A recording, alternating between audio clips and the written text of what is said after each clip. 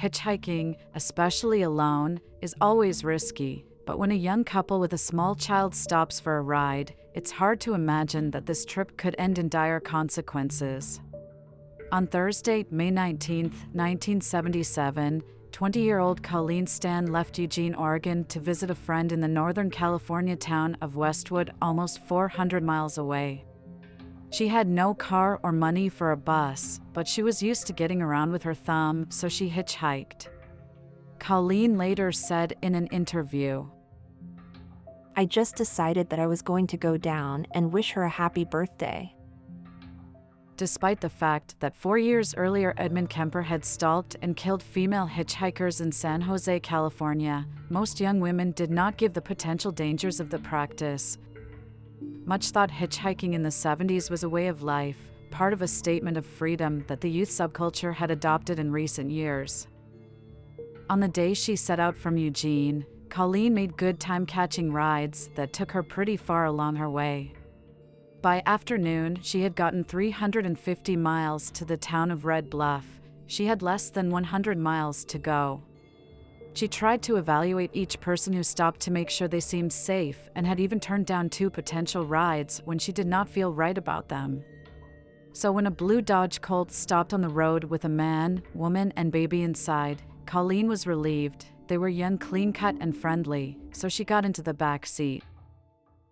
The family, whose last name was Hooker, kept up an amiable conversation with her, but after a short time, Colleen noticed the driver Cameron Hooker staring at her through their rearview mirror.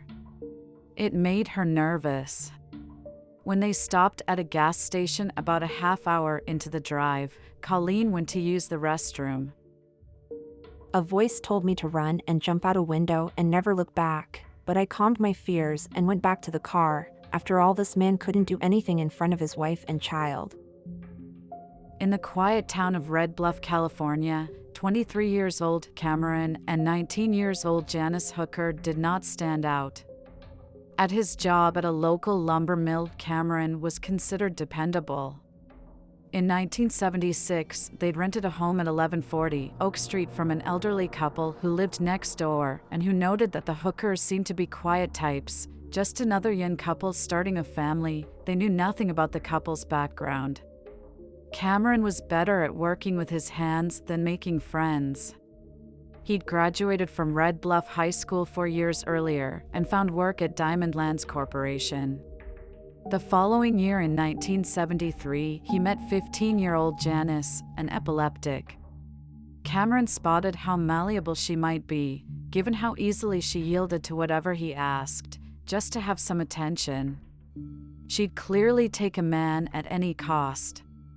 Cameron, hooked on violent pornography, persuaded Janice to allow him to undress her and tie her to a tree suspended by her wrists. It wasn't comfortable, but his affection afterward was its own reward. Their kinky sexual acts became routine, and by 1975 they were married. That's when Cameron really felt safe to do whatever he pleased. Janice belonged to him, so he made her more of a partner in his sexual fantasies. Cameron wanted a young female slave, and he needed Janice to assist him in acquiring one. Since the female half of such couples fears losing the man's love if she does not go along, and since she also spots an opportunity to diminish her burden of abuse by having his attentions on someone else, she often agrees to the arrangement. All Janice asked for was a baby, and Cameron could then go and do whatever he wanted. He accepted the deal and began to ponder the future. Janice got pregnant, had a baby, and began to raise it. As months went by, it might have appeared that Cameron may have forgotten his goal, but he hadn't, not at all. When the time was right and everything was ready, he used Janice to help him establish the appearance of safety and went trolling for the first of what he hoped would become a string of female sex slaves. Cameron's first victim was Marie Elizabeth Spanhake.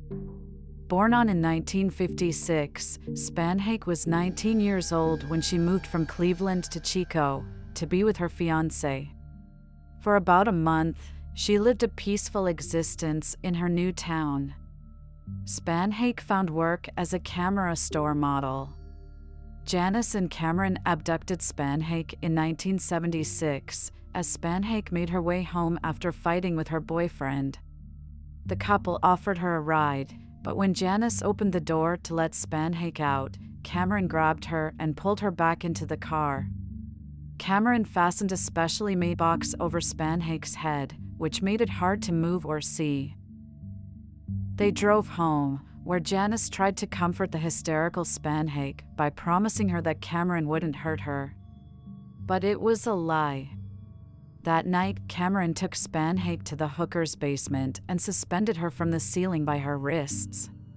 He shot Spanhake twice in the abdomen with a pellet gun and strangled her to death. Then Janice helped Cameron wrap Spanhake's body in a blanket. They put her corpse in their car, drove out of town, and buried her near Lassen Volcanic National Park. They drove for another mile or so until Cameron appeared to make up his mind about something.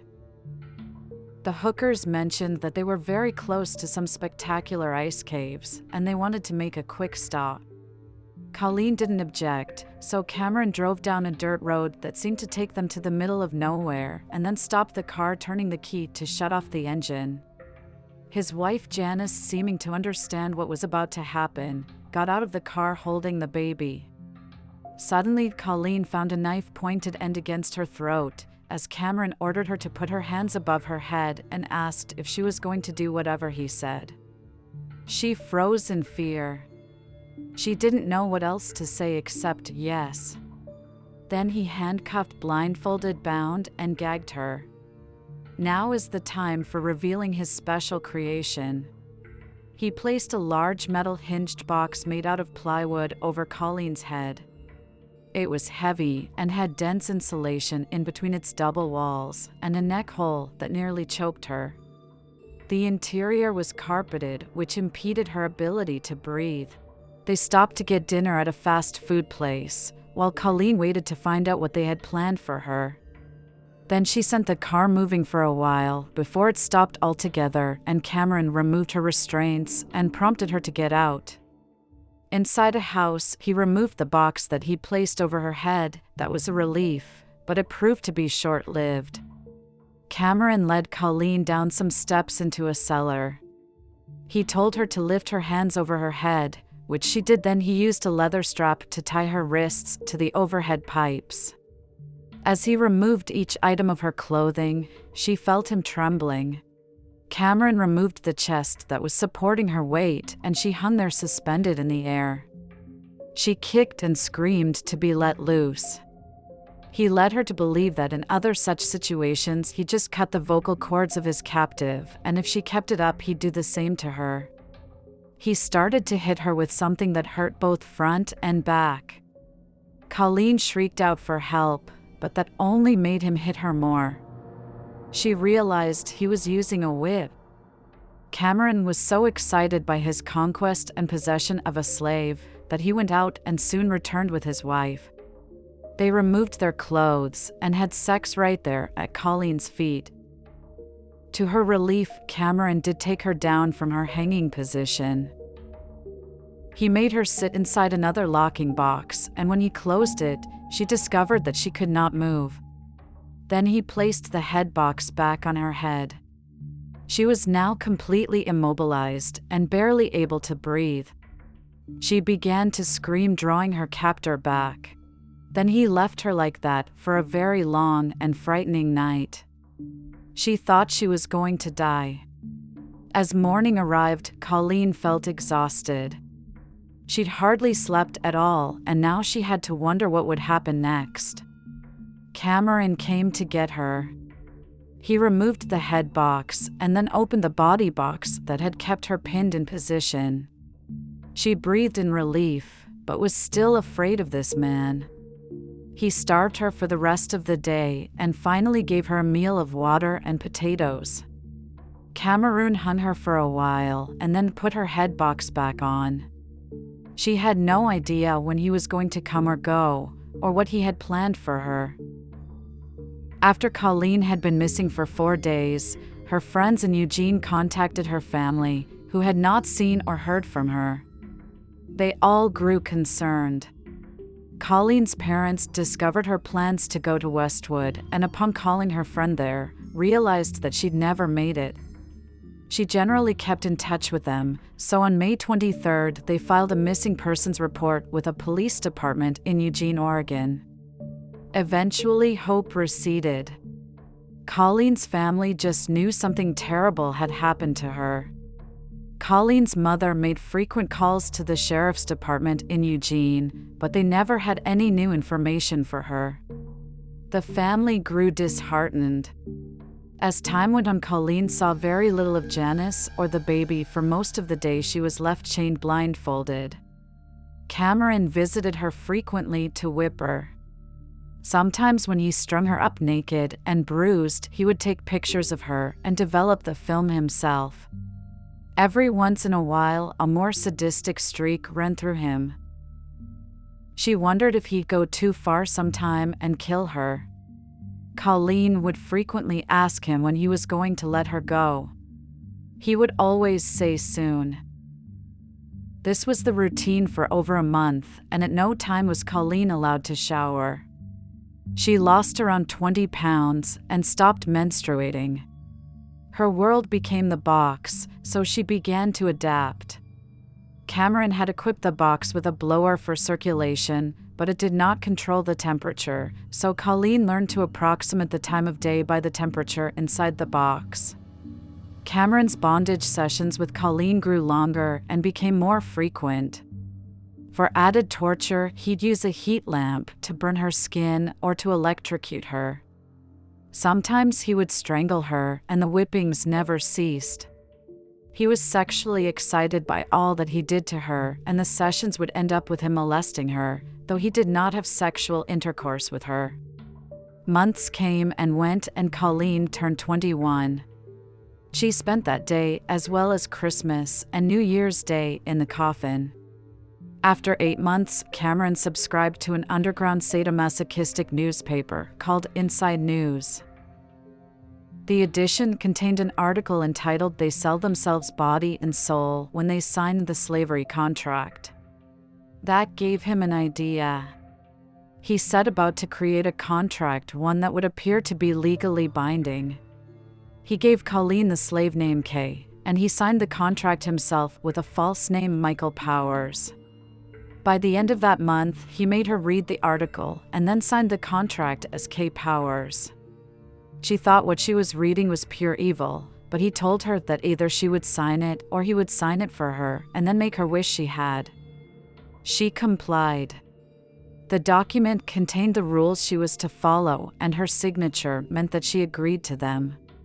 She was now to refer to him as master and to keep her body open to him at all times for his satisfaction. If she didn't comply, he would not be allowed to keep her, and she might be turned over to someone not as nice as he was. He lied and told her he paid $1,500 to register her with something called the Slave Company. He explained the people with the company were watching them all the time, and they had even bugged the house. They knew who Colleen's relatives were and would kill them if she ever disobeyed. Janice was a slave as well, and should either of them attempt to escape, the company would punish them by nailing their hands to a beam and hanging them up for days. He always had things to back up his stories. Colleen remained his captive for 7 years, but the conditions would shift and change with Cameron's obscene inspirations. She learned that begging for mercy only further incited him, so she stopped asking. In his presence, she contained her tears, so he would not know how she felt. Eventually, Colleen, now referred to in the house as Kay, was allowed to do household chores such as cooking, washing dishes, and cleaning up. Yet whenever Cameron yelled attention, she was to strip off her clothes, stand on her tiptoes, and reach her hands to the top of the doorway between the living room and dining room. Cameron would tell her horror stories of things that had happened to slaves who disobeyed. One night, Cameron brought Colleen into the marriage bed. Janice tried to go along with the sex play, but ultimately she left and went into another room. That night, for the first time, Cameron raped Colleen. After that, he had regular sex with her. As he began to trust her not to run, Cameron gave her more time in the cramped workshop under the stairs, even allowing her to sleep there. But her freedom was short-lived. The hookers moved into a trailer on a piece of land that provided more privacy. Yet space inside was at a premium. To keep Colleen captive, Cameron designed a ventilated box that would fit under the couple's bed. This realm of near sensory deprivation was Colleen's new home, and Cameron gave her a bedpan to use for her necessities. Like a prisoner in maximum security, she was allowed out for an hour each day to brush her teeth, eat, clean her bedpan, and sometimes wash her hair. Her only other respite was working outside in the yard on days that Cameron had off from work, but he kept an eye on her. He warned her that the company was always watching, and they would find her if she tried to run. Those neighbors who saw and spoke to her believed she was a live-in babysitter. At no time did she ask for help. She was even allowed to go jogging, and she always came back. Whatever the hookers did on their bed, from sex to giving birth to their second daughter, Colleen would hear in her box. There is no privacy for her or for Janice. Cameron called the shots. Typically, Colleen just quietly did whatever she was asked, but sometimes she would make a mistake. For that, she would be punished with electrical wires that left small scars on her skin. He pierced her labia for identification purposes, although he later told her it was symbolic of a wedding ring and that someday he hoped to have children with her. 3 years after her abduction in 1980, Cameron allowed her to go out one night with Janice. They had some drinks, met some men, and went home with them. With Cameron's permission, Janice even carried on an affair with one of them. Both Cameron and Janice worked, but Janice lost her job, so Cameron decided to put a slave to better use. He took her to another town to make her beg for money in the streets. She never exploited opportunities to request help. Then Janice found work and Colleen was left alone at home to babysit. At night, she was often chained to the toilet, sleeping on the floor of the back bedroom. It was hard, but it was better than the box under the bed. Janice brought work home and engaged Colleen to help her, thereby using her to bring in more money. However, the two women sometimes fought because Janice was jealous of Cameron's excessive attention to the younger woman. She wanted Cameron to let Colleen go. Cameron made Janice quit her job so she could watch the children and Colleen return to her life in the box under the bed. One day he decided to make sure Colleen knew her place by having her point a gun down her throat, not knowing if it was loaded. She obeyed his command to pull the trigger. The empty metallic click sent a shock through her, and she knew that he might one day kill her. As a reward for her obedience, Cameron allowed her to write 3 letters to her sisters to let them know she was alive. He checked the letters' contents before sending them out. He even let her call home once from a payphone and eventually even arranged for a visit. He said it was rare that the company allowed such a thing, and they would be monitoring it carefully. She was left inside the box for a full week before being taken out to go on her trip. On March 20th, 1981, 3.5 years into her captivity, Cameron provided Colleen with a cover story about him being a computer programmer with whom she was involved, and then took her to meet with her parents and sisters. Her father, utterly surprised to see her and this new boyfriend, noticed her thin, haggard appearance. Afraid that they had offended her in some way to have made her disappear for so long, the family walked on eggshells, leaving their many questions unspoken. Colleen remained vague about where she'd been, but she was overjoyed to see them all. She was not sure how long she had. She hoped for a whole weekend, but all she wanted was to make every minute count. Then it was over. Cameron, after only 24 hours, decided to cut her visit short. When it came time for Cameron to pick her up to take her back to Red Bluff, she told her family that he was her fiancé. Her sister took a picture of the two of them and she thought Colleen looked happy. She did not know how badly Colleen wanted to beg her for help. Her year of semi-free existence was over.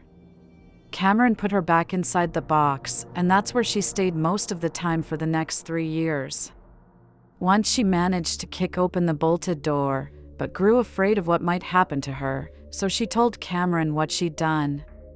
He fixed the damage without punishing her and forced her back inside. Her physical condition declined, her hair fell out, and she lost more weight. As nice as it was for Cameron to have Colleen, he apparently wasn't satisfied. He talked about wanting more slaves, which meant he would need more space. He decided to build a dungeon, and he had Colleen help to dig a deep hole for it in the yard. He put in a floor and built brick walls.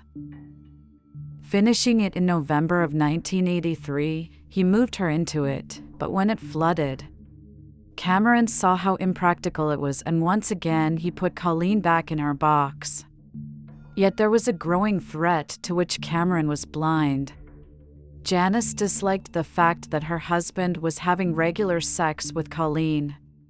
To quiet her anger, she read the Bible. Soon she was reading it quite regularly. She began to feel increasingly more shamed over what was going on in her home. Colleen turned 27. She'd been with the hookers for 7 years with no end in sight. She began to receive small liberties again and was even allowed to have an outside job, working at the motel.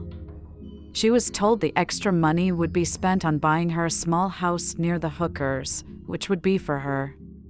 Janice began attending a local church, and Colleen sometimes went with her.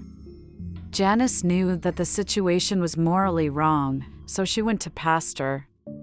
Instead of revealing the full story, however, she framed it as a love triangle. He let her know that God would not approve.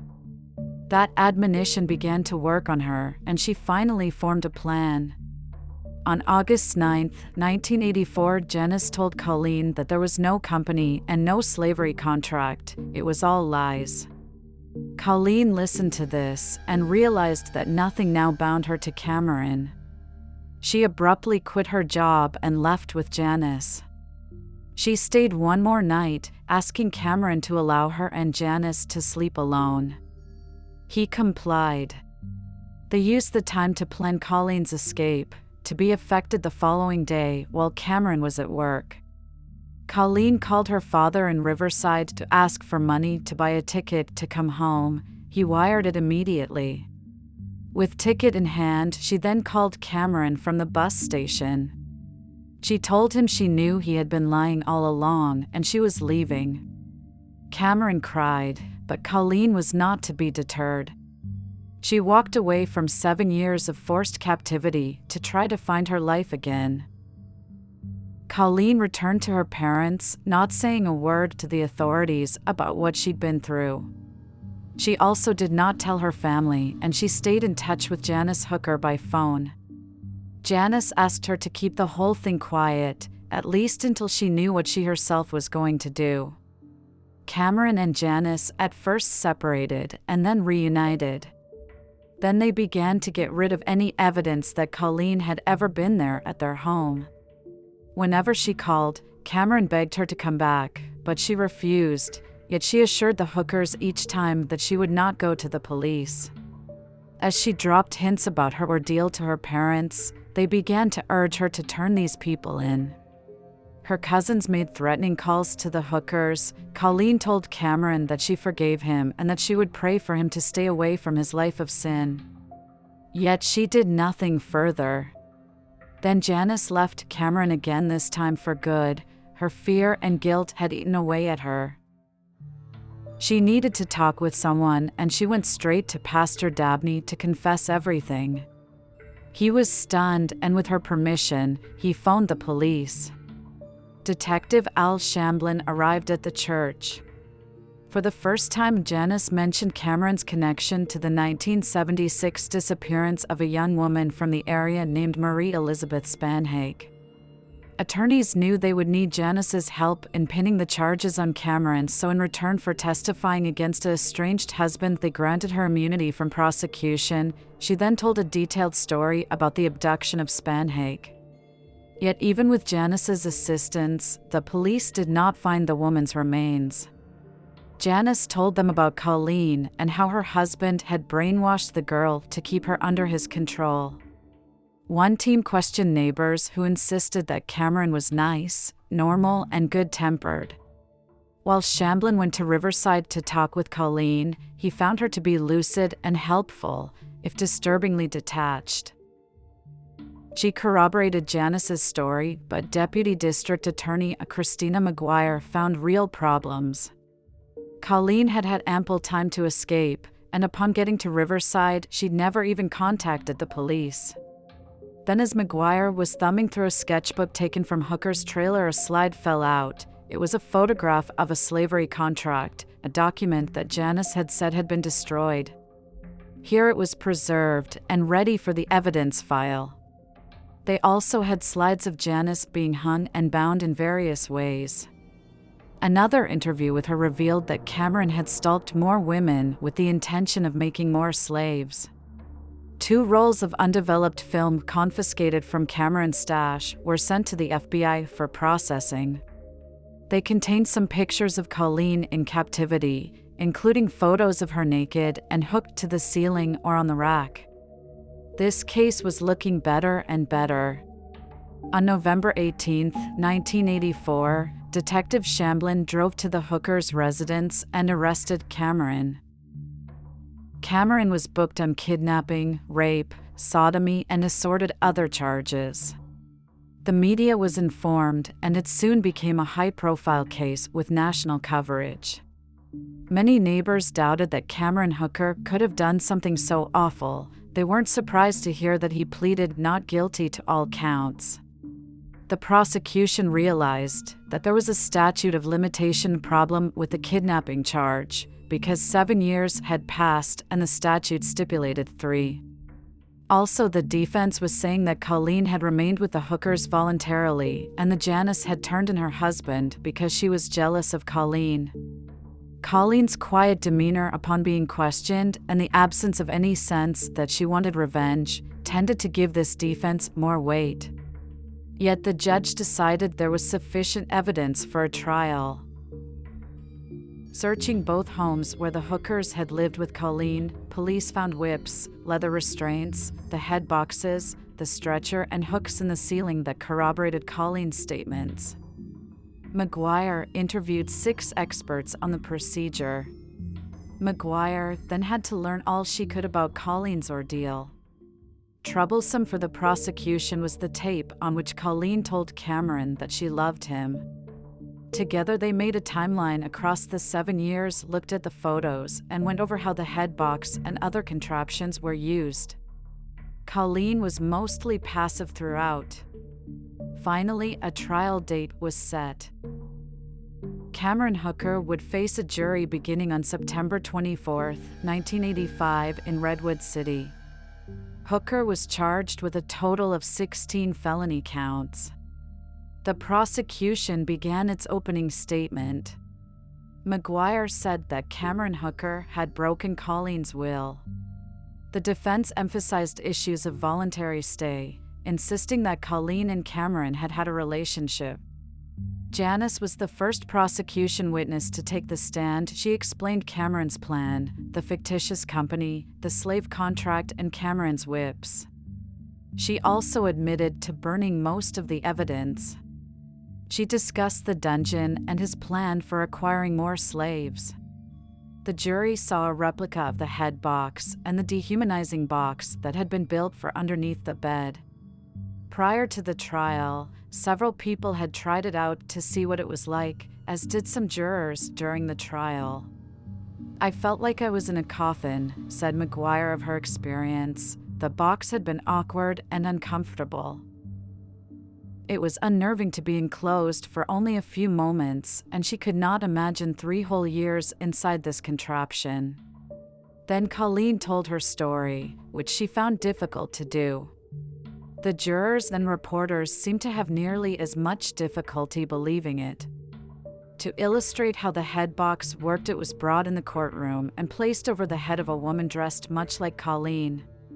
The jury was stunned at how it fit and that it had been part of Colleen's ordeal. Hearing about it was not nearly as dramatic as seeing it. McGuire spent a lot of time going over Colleen's contacts with neighbors and friends. She brought up the company and Colleen's belief in it. She wanted the jury to understand that what appeared to be freedom was in fact a form of captivity that was based on her fear of trying to run away. She wore invisible chains. Colleen's sister Bonnie testified about her sister's appearance when she visited home in 1981. It was beneficial for the jury to see someone with her thick, healthy hair who resembled what Colleen once had looked like. That made an impression. Dr. Michael J. Volvakis, a physician, stated that the scars on Colleen's ankles and wrists had resulted from restraints. He also described the burn marks from electrocution and Colleen's pierced labia. Then psychologist Chris Hatcher, with impressive credentials and experience in such cases, explained to the jury how mind control worked. Hatcher then talked about how the effects of sudden kidnapping, death threats, being housed in a dark tomb that disturbed daylight patterns, the physical abuse, the loss of control over necessary bodily functions, and the lack of communication were collectively effective in breaking down Colleen's will. He'd examined the crime scene and had interviewed Colleen at length, and he believed that she had been coerced into staying with the hookers. In other words, her values, her identity, and her whole way of looking at the world had been changed. There was talk throughout the trial of what was known as the Stockholm Syndrome, which occurs under the unusual conditions of extreme stress and captivity, where there may be torture and a high degree of uncertainty. The captive appears to become involved to some degree with his or her captor, and even to consent to abuse and captivity. If the captor then takes care of basic needs, the captive may feel gratitude, bordering on affection. Such victims become susceptible to suggestion, and having their own world shrink to that shared with a captor may become sympathetic. Identifying with the captor and seeing no way to escape, it becomes easier to acquiesce, even to the point of acting as if they love their captors. They're trying to arrange their otherwise unsafe and difficult world for maximum comfort and safety. On Friday, October 18th, Cameron Hooker took the stand to explain his side of the story. He admitted to the kidnapping and describing his fantasy of slaves in bondage, yet he tried to gain sympathy by telling the court that Colleen had been ill from substance abuse withdrawal and he'd been worried about her. He maintained that she'd fallen in love with them and he was merely caring for her. He went on to explain how he'd found the slave contract in a magazine. He described his obedience drills and admitted to telling Colleen little stories about the company. Even so, he said all of the sexual acts were consensual, as were the photographs he'd taken of her. Then there were several bombshell revelations, substantiated by hard evidence. After Colleen left, she'd made a total of 29 phone calls to the hookers, one of which was over an hour long. This behavior showed her attachment to them. This appeared to surprise the jury. He brought up her outing with Colleen to the bar and a ski trip they took together. He then presented a stack of letters that Colleen had written to Cameron, in which she had freely expressed her love for him and her desire to have children with him. "I seem to be falling deeper and deeper in love with you with each passing day," she wrote. She also wrote that she did not want to leave him. McGuire had not known about these letters, and Colleen claimed that Cameron had made her write them, and she'd done so out of fear. I used to tell him that I loved him, because the better I treated him, the better he treated me. She defended herself to the interviewer, but this was seriously damaging to the case, as was Colleen's brief visit to her family. In the end, the judge undercut him, and he lost some credibility. After 5 weeks of trial, on October 25th, the defense rested. In closing statements, McGuire focused on the charges of kidnap, rape, and sexual assault, while Papuntik honed in on the phone calls, the visit home, and the love letters. McGuire said Colleen was a captive, while it seemed clear that the jury had been offended by Cameron Hooker's arrogance and lack of remorse. They also seemed confused by Colleen's apparent bond with their abductors. This would be a difficult decision. The jury looked over the evidence and talked about the issues for 3 days. Finally, on Halloween, they returned a verdict. Cameron Hooker was found guilty of 10 felony counts, including kidnapping, rape, and other sex offenses. As he listened, Cameron showed no emotion. On November 22nd, Hooker was sentenced to consecutive terms for the sex crimes, which totaled 104 years. In a press conference, Colleen expressed how glad she was that Cameron Hooker would never be able to hurt anyone else the way he had hurt her. That had been her primary motive in going through the trial. Although she still felt a bit fragile, she got on with her life. She found a job, went into therapy, and went to school for an accounting degree. She managed to find a way to feel better about herself. She got married and had a child, but then got divorced. Her daughter considers her to be brave and strong. "My life," Colleen said in the documentary, "isn't any different from anyone else's, I don't think." She became a crisis hotline volunteer for domestic abuse and sexual assault, and she sometimes still warns young people about the dangers of hitchhiking. Cameron Hooker's appeals were denied, and he remains in prison. There is still life after such a tragic thing, and I hope that that's what my story is to people, that they will see that, you know, we all have some kind of trauma or tragedy in our lives at some point. And I just hope that they can see that, you know, I made it through this, that they can get through whatever's going on in their lives, and, you know, that things can be some kind of semblance of normal again.